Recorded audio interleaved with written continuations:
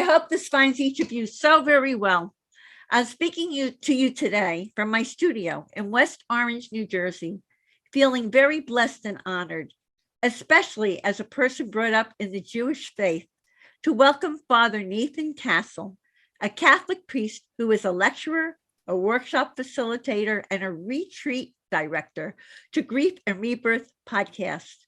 Father Nathan, who's here with his precious dog Toto, will be speaking to us from Tucson, Arizona. Father Nathan graduated from Trinity University in San Antonio and entered the Dominican Order in 1979. He received his Master's of Arts and Master of Divinity degrees from the Dominican School of Philosophy and Theology at the Graduate Theological Union in Berkeley, California. He has served in campus ministries in California and Arizona for 27 years, and he has chaired the executive board of the Catholic Campus Ministry Association, and he is also the author of 3 books. I'm looking forward to chatting with Father Nathan about his fascinating second book titled Afterlife Interrupted, Helping Stuck Souls Cross Over, and his also fascinating third book titled Afterlife Interrupted Book 2, Helping Souls Cross Over. These 2 books describe the remarkable ways Father Nathan and his prayer partners help stuck souls who are people who died suddenly and traumatically to complete their passage to the other side of the veil. This will surely be an incredibly interesting and very enlightening interview. So let's begin. Hi, Father Nathan. Great to be with you. Pleasure. Oh, what a pleasure to welcome you to Grief and Rebirth podcast. So let's begin with this question, because you have such a fascinating story to share with everyone. What causes a soul to become stuck? And is getting stuck before crossing over a common occurrence?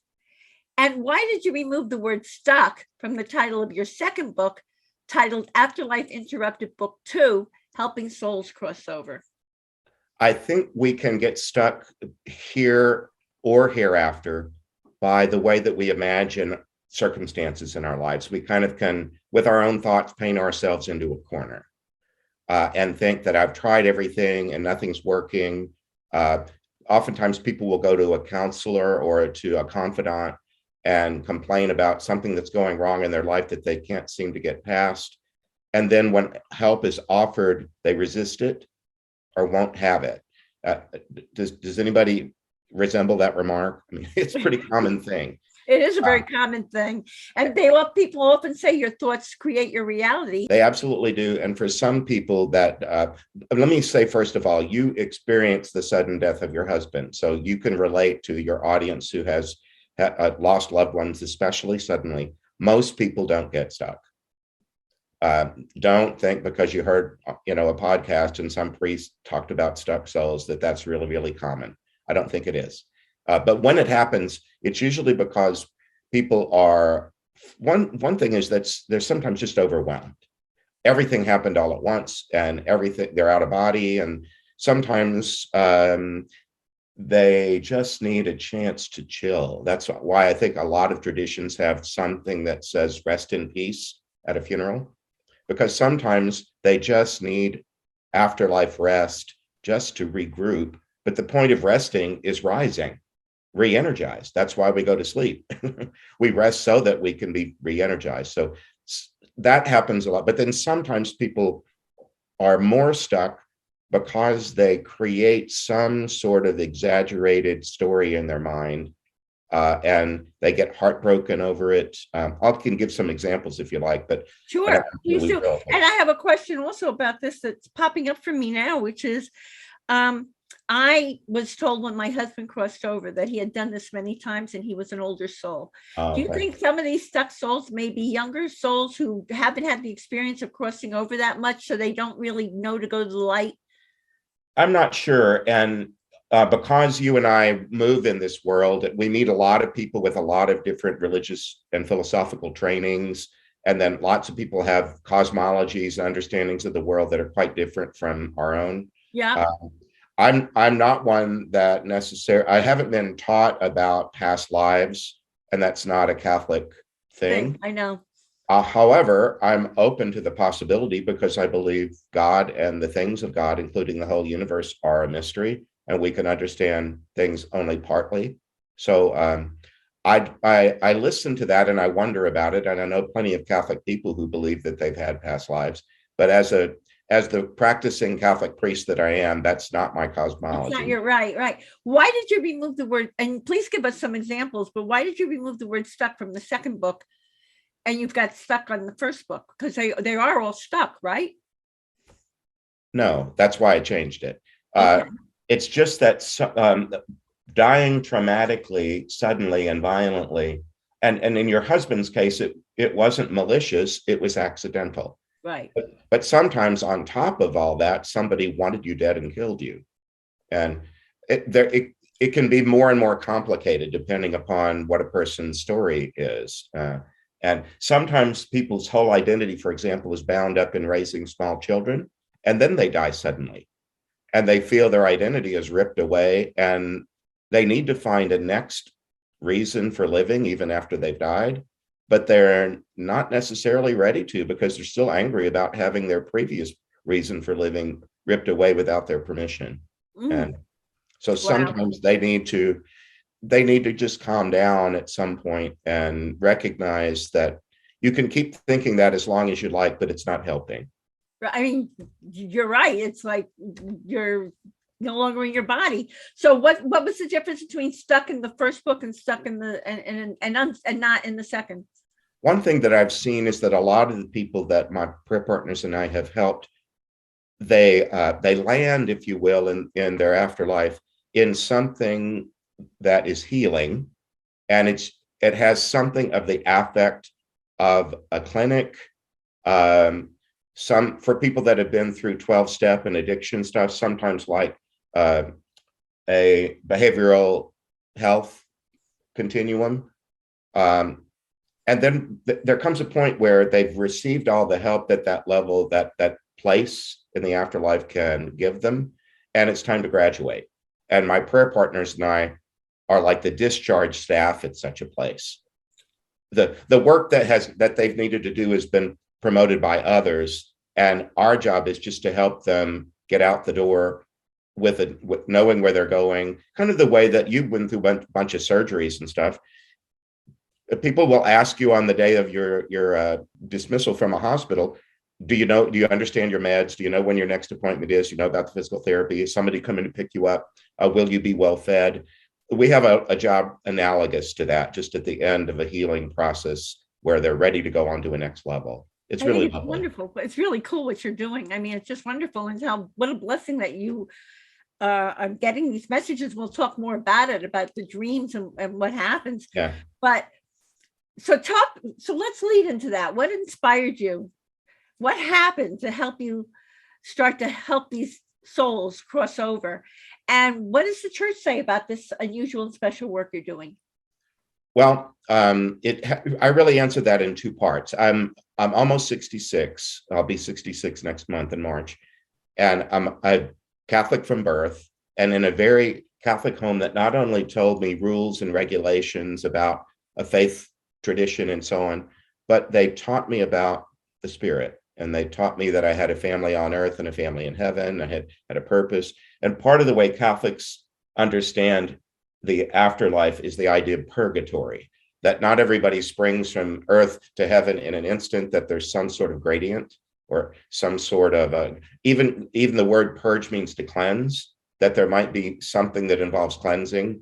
That's very cool. I never thought of it that way. That's a very good concept. Yeah, you know, have you ever purged your closet or your garage or something like that?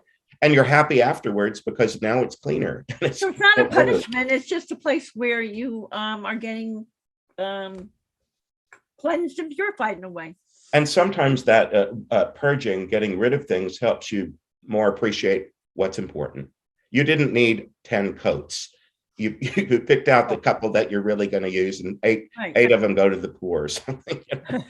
Anyway, I was taught as a child to pray for the souls in purgatory, and that if you could help them move, especially if you help them move from purgatory to heaven, which was kind of imagined like an international border, you know, from going into Mexico to the US or something like that.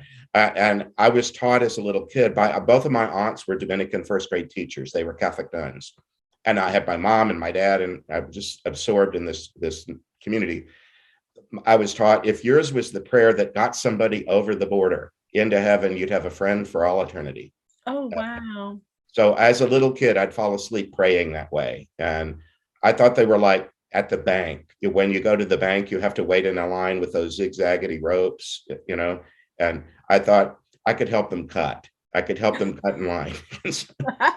And you are, but what you're ending up doing. And I knew that only the Catholics prayed that way. So I didn't know very many Jews growing up in Southeast Texas, but I knew lots of Baptists who wouldn't have believed in purgatory. They were Christian, but they didn't believe in purgatory. So I would look at the newspaper and see what church their funeral was going to be at. And I would pray for the ones that weren't Catholic. So why am I not surprised? What a beautiful heart you have and all that. So what does the church say about what you're doing? Well, the church is 1.4 billion people, and they don't all know me or me. But the most important thing is I made a vow of obedience within my religious order in the Dominicans, where there's something like 5,500 Dominican men in the world, and we're in the Western United States. I live in Arizona. We're organized into a group of about 140, and we elect a leader.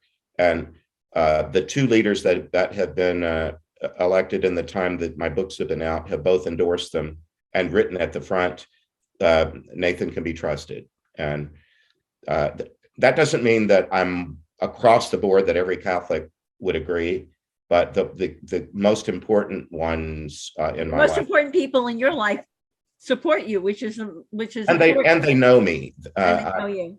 There have been a couple of times when I've been disinvited to be at a Catholic church when I was brought in to do a workshop and they learned about this part of my life. But that's okay. I only want to go where I'm welcome anyway. And I'm welcome enough places that you don't need to fuss about that kind of thing. That's absolutely true. So you talk about working with a prayer partner. Yeah. And together with a prayer partner, you've been able to help over 400 stuck souls complete their passage to the other side. So I got all kinds of questions about this. How do you experience the stuck souls who need your help? How do you and your prayer partner communicate with them? What sort of process do you use to help them? And are they all recently deceased? Okay, that's a lot of questions in one, but I'll try to go. Want me to go one at a time? So, okay, so I mean, your books are fascinating. I really enjoyed reading them. So how do you experience these stuck souls who need your help? They come in the night in a dream. And like most people, not everybody remembers their dreams, but I always have, or at least, I remember the ones I remember. There's probably others that I forget, but I do remember dreams most mornings. Like if you were with me over coffee, I could tell you some dream. And most of the time they're about my own psychobabble. They're just whatever my psyche is doing, processing things and such. But about 25 years ago, I had a dream and I knew I was dreaming about ending a round of golf. I play golf. I forgot. I wouldn't have put this interview at this hour because it's usually when I'm playing golf with my friend. But this week, well, thank you for making an exception in our case. Yeah, I'm happy with it. It's a gorgeous day here for golf too. I'll bet. Well, I was finishing a round. We went into the bar and we're having a drink, and it turned out there was a silent auction going on for a charity. Well, I've run charities my whole life and fundraising around them. And so silent auctions, that's no big deal. That's just another part of my psyche. But I saw a piece of framed art along a wall and pointed out to my partner, look over there, look at that horrid piece of art on the wall. Someone should be ashamed for donating that to a charity. Who would give something that, but it was so horrid that I wanted to get a closer look at it the way that we do when there's a tragedy. On the freeway, you've been through the death of your husband on a freeway, but do you still slow down when you see a crash on the freeway and want to get a closer look? No. Well, maybe you don't because of that, but most of your listeners probably do. I mean, a lot of people, I also watch that and I go, you know what? I've been there and I've done that, and like, bless them. And I know, and Well, good for you, but many of us still stop and gape, right. gawk at such a looky-loo. And I started that. I wanted to see more of it because it was so awful. And then it moved toward me, and inside the picture frame, we didn't have televisions on the wall 25 years ago, but it moved toward me, and inside the frame, a movie began to play. And it was a man burning to death on the radiator of an engine of a car from the late 50s, early 60s, the kind with fins and lots of chrome. He wasn't in a crash. Something else happened to make him catch fire, and he was screaming in anger at someone outside the picture frame as he died. And it was so different. I woke up from it right away and knew the first part, the golf game, was mine, but not the screaming guy. And I sat up and I said, whoever you are, my name is Nathan. I just saw what you wanted me to see, I think. And I said in prayer, don't leave yet. I'm going to try to write this down because I know it's important. And then I was on a retreat with about 20 other people, and one of them had spiritual gifts that I thought might be handy. And she and I had a practice of praying together already. I just said to her, would you mind if we get a break? Could we pray together about whatever happened? And she was able, I don't use the word channeling, because in the Catholic Church, it's just radioactive. It upsets people. And so I just say it's a gift of prophecy, which belongs both to Judaism and to Yes. Christianity, that it's the prophet allows God to speak through them. And she did that. And she said, whoever this guy is, he really wants to talk to you. Would it be okay? And I said, well, we pray protective prayer first. We pray to Michael the Archangel. In the Catholic Christian tradition, Mary, the mother of Jesus, and a number of other different saints, and make sure that we're safe from any influence that would be negative. I think that's important. I don't pick up hitchhikers on Earth or on the next plane. I agree. I mean, when I read that, I thought that was wonderful that you do that. Not everybody is safe company. That's right. At least not at present. And so we did that, and out came a story of this man. And it's in so many podcasts. If you go to my YouTube channel, so many podcasters ask, how did this get started? And that story's been told again and again. But anyway, he spoke up, and we learned about what he was upset about, and we helped him. You helped him to cross over. We did. In his specific case, he had died at 20 years old. He kept an eye on his wife for the next 40 years. And she was dying of cancer in her early 60s. And his issue was, how did he put it? I want to greet her when she crosses, but I can't the way I am. He was from Georgia, from rural Georgia. So we figured, okay, well, we'll do what we can, and we'll figure out how to help you get what you want. And we were able, with this Holy Spirit. I remember reading that story in your book, and it was a great introduction to what you started to do. So, so I think you've answered the sort of process you use to help them. And are they all recently deceased? They're not, are they? Once in a great while, we'll get somebody who's been gone like a really long time, more than a century. But that doesn't happen very often at all. They're more people. As I said, I'm almost 66. Most of them have died during my lifetime. A few, a little bit more during the 20th century, but before I was born.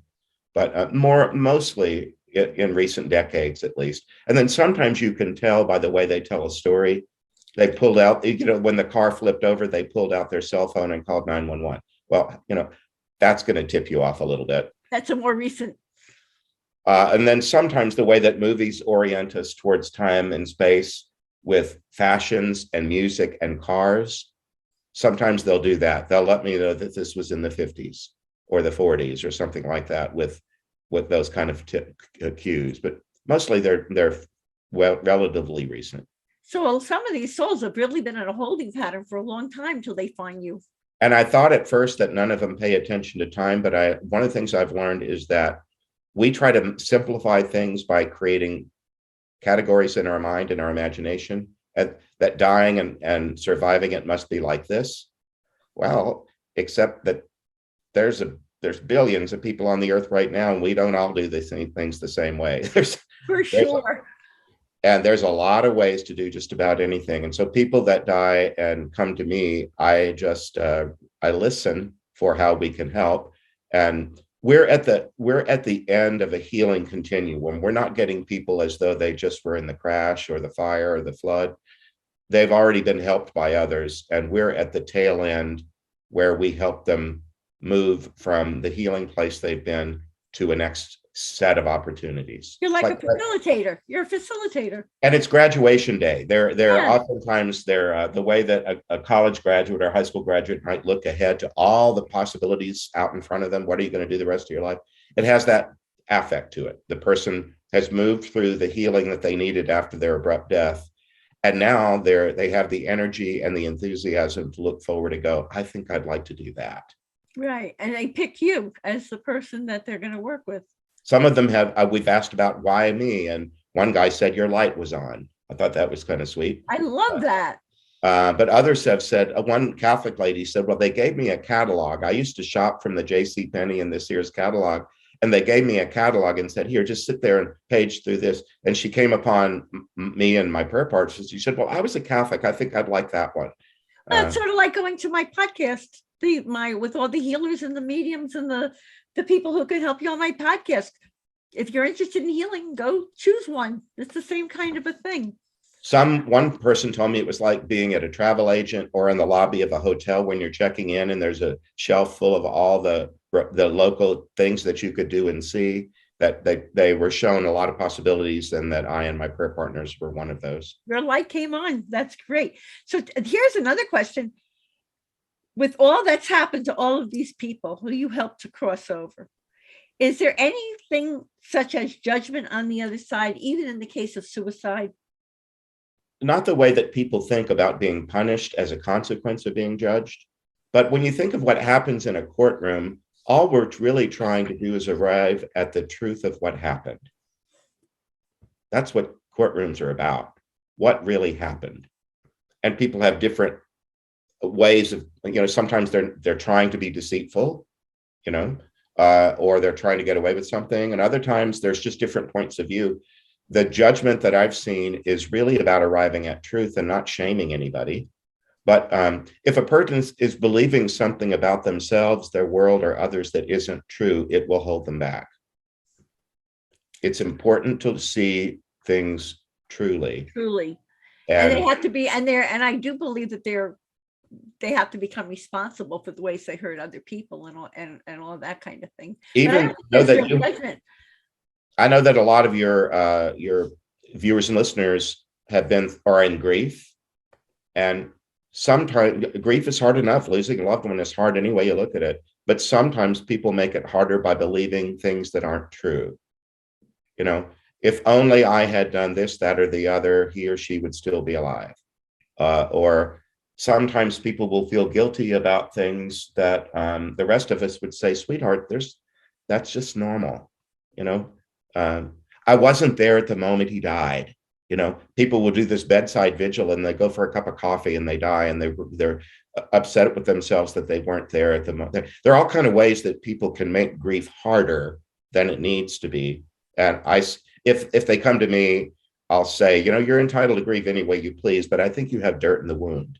Yeah, that's great. Now, what about suicide? When a person takes their life by suicide, is there judgment about that when they cross over?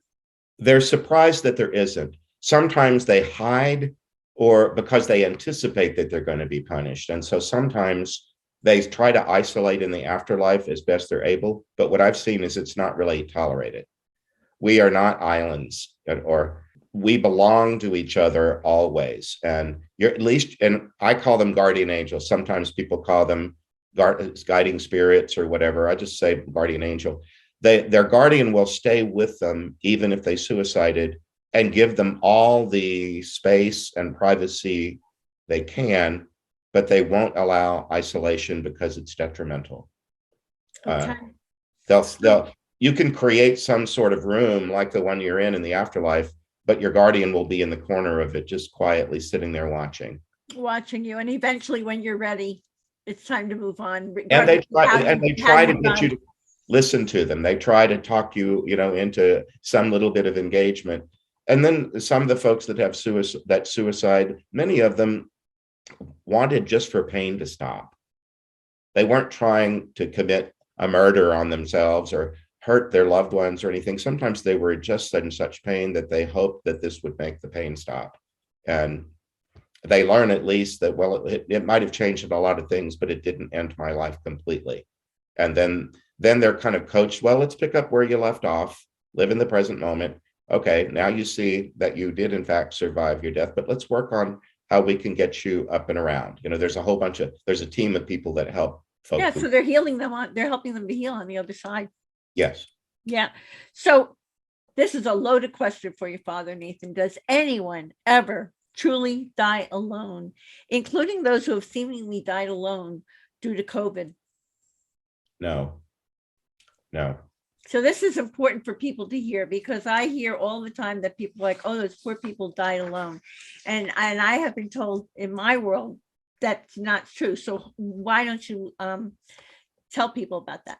Well, there's a whole category of near-death visitation. You familiar with that phenomenon? Where a lot of times in hospices where the death of someone it's quite clear that it's approaching. My grandmother had that, where you might be there physically in this body, trying to console your dying loved one, and they're talking to their mother who died 40 years ago. Or they're looking past you while you're looking at them, because they're looking at somebody in the upper corner of the room. That happens a lot. That others come to visit, and sometimes they even call their name out loud, that if they're able to verbalize. So all these people who feel that their loved ones died alone because of COVID, they did not die alone. They were surrounded by their loved ones from the other side.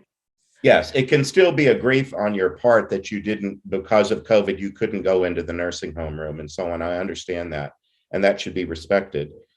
But if a person was counseling with me, I'd say, I'm sorry that happened. None of us would wish that. It would have been nice had you been able to hold her hand. But let's deal with what's today. Let's deal with what's now. And the truth is, nobody dies alone. Then whether they want to receive that or not is up to them. But it's such a comfort for those who are open to receiving that. Yeah. So you have such wonderful stories of stuck souls you helped to cross over to the other side. So I've chosen a few for you to share with all of us. So let's begin with your story about a young girl named Ronnie who was swept out to sea by a tsunami and got stuck because she thought her parents were angry with her. She's a dear. She showed us in the dream. I was at a beach, and I knew I was in Sri Lanka, the little island nation that's just south of India. I knew I was in Sri Lanka, and I was on a beach, and I knew I was a young girl. The way she told the story put me inside of her. And they don't all do that, because there are different ways to tell a story. But she bobbed around when this wave swept her. She drowned and arrived. She was 12 years old. She was on spoke British English the way Indian people do. And they don't say vacation, they say holiday. They were on holiday, and it was a Sunday morning, and her parents were sleeping in, and the beach looked so beautiful. She was forbidden to go to the beach without them, but she broke their rules and went down to the beach because she just couldn't stand it. And she said, I couldn't have been more unlucky. I arrived at the beach just in time to be swept out to sea. So she was the only child of Asian parents. And she said, we Asians have a great deal of respect for our parents, and I died being disobedient to them. And so she was very stuck about depriving her parents of their only child and any grandchildren they might have had. And she just loaded herself up with guilt about being disobedient.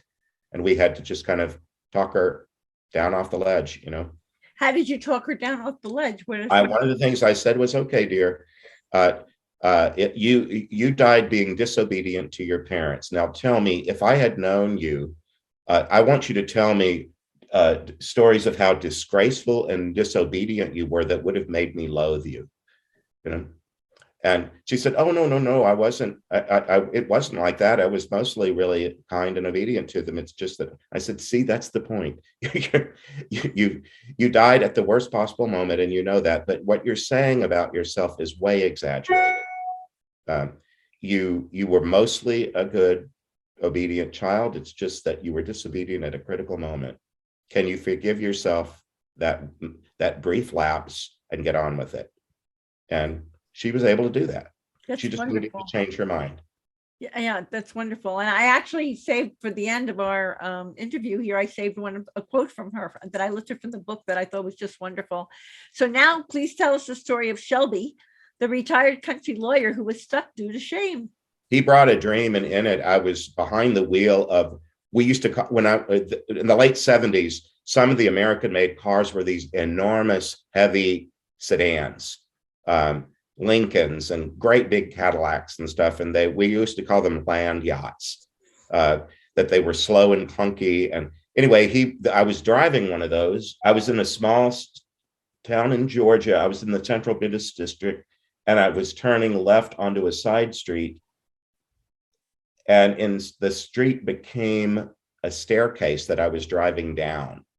And there was water at the bottom of it. And I landed in water, and the current pushed the car around to the left, and the car began to sink, and none of the steering wheel or nothing controlled anything. And I went underwater and woke up. Well, it turned out that Shelby was had a 50-year marriage. His wife had died. He had been widowed for a short time. He used to get up and dress like he was a lawyer, and he dressed in a suit every day of his life. And he would go to a cafe near the courthouse and sit with his cronies. But his daughter was trying to take the car keys away because she thought he was going into dementia and it wasn't safe, but he wouldn't allow it. And he accidentally, when he took a turn onto what he thought was a street, but it was a boat launch. Maybe some of your listeners have launched a boat. There's oftentimes a cement ramp that goes down into the water, and it has little ridges in it that look like a tiny staircase to give the tire some traction. Right. And that was the staircase in the dream. He went down the staircase and drowned. He was horrified because it was a small town, and he knew the sheriff, he knew the coroner, he knew the person that had to cut him out of his seatbelt. He was very fastidious in his dress. He had a lot of grooming products, and his appearance was very important to him. And he died in this muck of nastiness on the bottom of a river. And other people cut him out of his clothes and saw his naked, wrinkly body covered with grime. And he was horrified of it. And he was stuck about being an old fool. Had he only listened to his daughter's advice, this would never have happened.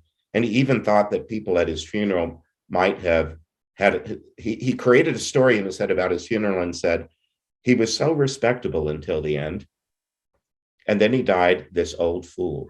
So that he had that tape playing in his head. And I wonder if any of your viewers have some ugly story they tell about themselves that they just think is their truth, and could you just stop it? Could you forgive yourself and let it go, please? Wouldn't you? So the rest of us would enjoy you so much more if we didn't. Right, absolutely. So how did you talk him into, what did you do to help him, to motivate him to cross over? Well, I haven't used this word in this interview, but I often do. The word vetted. Nobody comes to me unready to pass.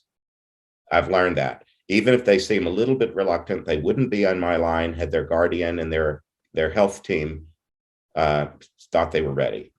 Even if there's a barely ready. Well, anyway, I knew he was ready because he wouldn't be in the line otherwise. And I just said to him, Shelby, you were a lawyer. You are proposing some facts that are not in evidence. You're not allowed to do that in a courtroom. You just can't say publicly in a courtroom something that you can't back up. And I said, you're saying some things about you that can't be verified. And I want you to tell me the truth. And anyway, I played with him in a courtroom kind of way. And eventually he was able to just say, I get it. I've stayed in this loop too long. I need to go on. And all he needed to do was change his thinking. Oh, isn't that magical for all of us? All you have to do so many times is just change your thinking. Yeah. Oh, my goodness. And then you also have two very touching stories in one of your books about stuck souls who took their lives by suicide. Yeah. Just share the story of the stuck soul named Leaper Bob, who fell but now floats, and tell us why he got stuck. They're at the end of my second of the two books, and they have a section of their own. There's a woman who was in one of those big bands like Glenn Miller, Yep. She was the female singer and everybody else was male. That was Uh, an amazing story, by the way. yeah, Wow. her name is B-E-A, and she and Leaper Bob came in the same dream, which is very uncommon. They came as like bookends of the same dream, and it turned out that they were brought to me because they both suicided in the 30s or 40s. So long enough ago in time that it's safe to tell their story, because anybody that grieves them, they've had decades and decades. For most people, they're an old photo, and so it was safe to share their stories. He was affected by the Great Depression in 1929. His career was in financial services, and then the crash happened, and nobody wanted financial services anymore. So overnight, his livelihood The went world away. crashed. And he said, I didn't lose a fortune. It's just nobody wanted financial advice anymore, and most people didn't have money to manage. And he said it got harder and harder. My hours were reduced. I had 3 kids at home. It just got harder every day until his office was in, I think, the second floor of a 6-story building, and some of the floors above him were a hotel and a nightclub on the top floor that had a dancing under the stars kind of thing. And it just occurred to him and he started drinking, and he and his wife were trying to save money to pay bills, and then he would spend the money on drinking. And he said that, of course, made everything worse. And then he started not going home because it was unpleasant. And one day he decided, you know what? There are hotel rooms above me. I could register in a room. I could go up and have a drink at the bar. You don't have to pay the hotel bill until the morning, and I won't be here in the morning. And that's what he did. He decided that he steeled himself with a couple of drinks.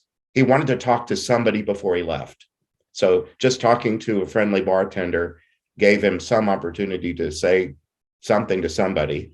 And then he just decided, I went down to where my room was. I walked from the door to the window and left it to his death. And we helped him by imagining something that falls but comes back up. And so he didn't want to use his real name, but my sister was helping with that one. And she said, well, corks go underwater. They bob, but then when a fish is on the hook, the cork goes underwater. That lets you know there's a fish, but it bobs back up. So he decided, well, I like that. I'm something that I know that I'm bobbing back up.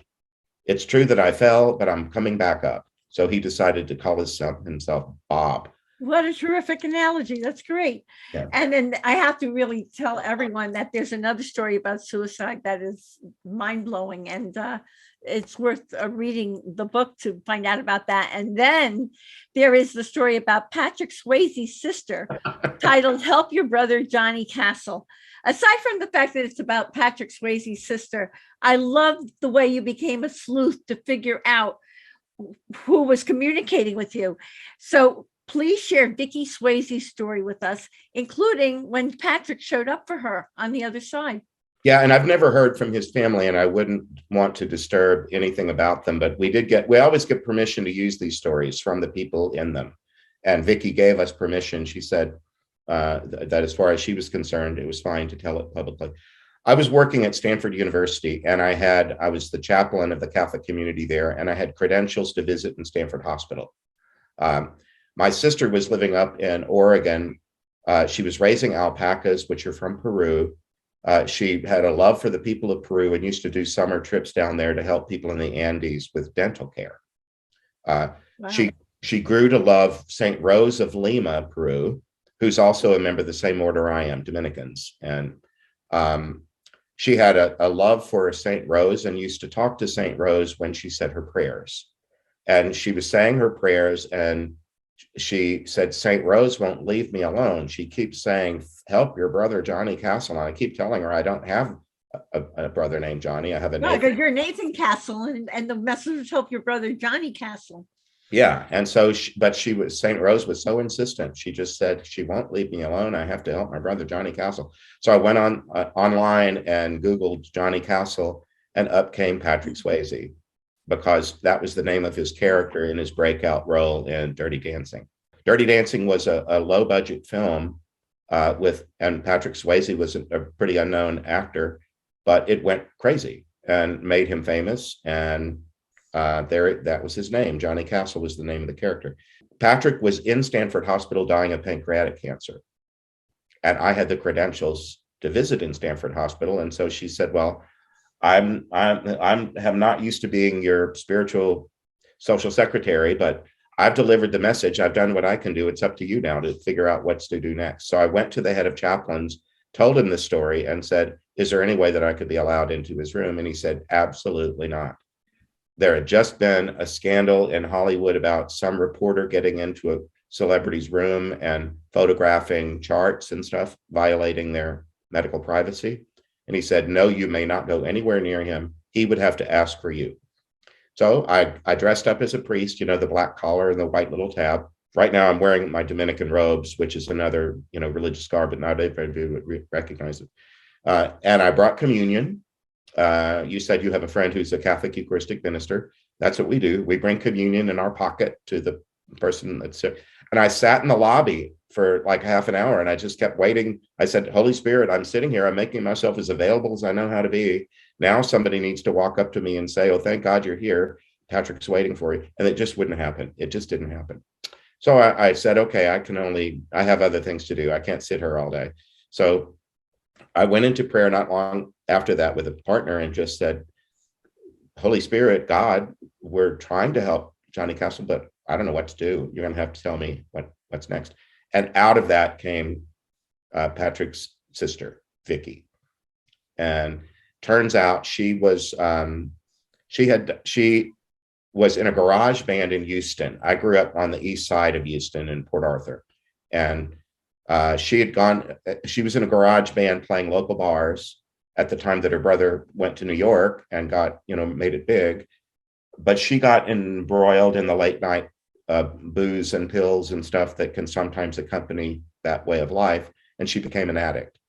And she was never really free of it ever again. She fought it, and her family paid for some rehabs and things, but she never managed to stay clean and sober for more than a few months. And she died in her early 40s. Wow. But she told us that she got really tired of being thought of this ne'er-do-well family member, that they were kind of happy to see you, but they were always on their guard that it wouldn't be long before you'd be crying or wanting to borrow money or something because you were, broken again. And so she said, when I did die, it frustrated me that I was this family member that was kind of loved, but was also a burden. And she said, I know my brother is dying and I don't want to leave until I can go with him. I want to help him and show that I can really be a stand-up family member that can be counted on. That was important to her. And so she hung back and didn't cross until her brother did. So she crossed with him. Yes. She waited for his death. And did he say anything or did you get anything from him? Sometimes people will let me know they're there, but they don't want to talk. They'll let me know kind of energetically. Of the five senses, it feels most like touch. And it's also an idea in your head, like identifying. They can say, it's me, Patrick, but you can't see them really. And it's not exactly hearing, but it's knowing. And we asked her, I think my prayer partner asked her, is Patrick around? And she said, he's right here, but he's saying to me, this is her moment. I was in the lights and then before the microphone all the time. This is her moment. And then at the very end, when she was ready to cross, she said, he wants to say, he's not going to speak himself, but he wants it to be on the record that he's saying he's proud of me. Oh, wow. And then they left. What a blessing for her. What a blessing for her. Yeah. Wow. Father Nathan, what is your message about the importance of healing that you'd like to share with our Grief and Rebirth podcast audience? Healing. Well, think of how healing normally happens, like if you cut yourself, or like you don't have to imagine it because you had huge wounds after your accident. You allow it to happen from the inside out according to its own pace. You do everything you can to promote your healing and to advance it, but it also has a kind of an appropriate pace to it. And So patience is important. But as I was saying earlier, grieving people can sometimes make grief harder by having dirt in the wound. You know, if you ever cared for a child or bandaged anybody that got hurt on the playground or something like that, the first thing you want to do is wash it out. And then you want to put on some ointment and a Band-Aid. If your grief is worse than you wished it were, or if you're getting any indication from people around you that it seems excessive, check your work. Maybe there's something where there's dirt in the wound, and could we cleanse the wound, and maybe the grief would be able to move at a faster pace. And you'll be able to bring yourself through it to hopefully more on your life on the other side of it. And one thing that I don't know how you land on this, but I don't say to people, you'll never get over it. I just think that's self-defeating. I'm with you with that. Yes, it's true. You'll never have that person back in quite the way that you had them before their death, but that doesn't mean that they're not available to you somehow. And I just don't think it's helpful. I don't think you can live joyfully while at the same time you're saying to yourself something like, you know, I'll never get over it. Right. Absolutely true. Tell us the best ways for people to connect with you, purchase your books, and if there's anything else you'd like to say to them. Yeah, my little dog friend is dancing around. Let's see. My website is nathan-castle.com. That's the best way to find me. Nathan-castle.com. nathan-castle.com. If you go on the site, it'll show you a bunch of different things. And in the upper left is one of those little envelope icons that creates an email. I ask that if people want to talk to me, that they read one of my books first, because I don't want to rehash material that's available to them. And I think our conversation would be more beneficial after they've, informed themselves a little bit. So, and the books are available on Amazon. They're available in written form, paper book, an ebook for an e-reader, and they're also on audible.com. And the Audible is really sweet. It's in my own voice, and most of the time in the voices of the actual prayer partners that took part in the original session. So that brings it, has a loveliness to it. And then in the upper right of the website, there's the icon for YouTube. My YouTube channel is my name, Father Nathan Castle. And if you permit it, this podcast at some point will be archived there to make it available. I'd be honored to do that. And I'm always encouraging people to subscribe to this podcast through YouTube also.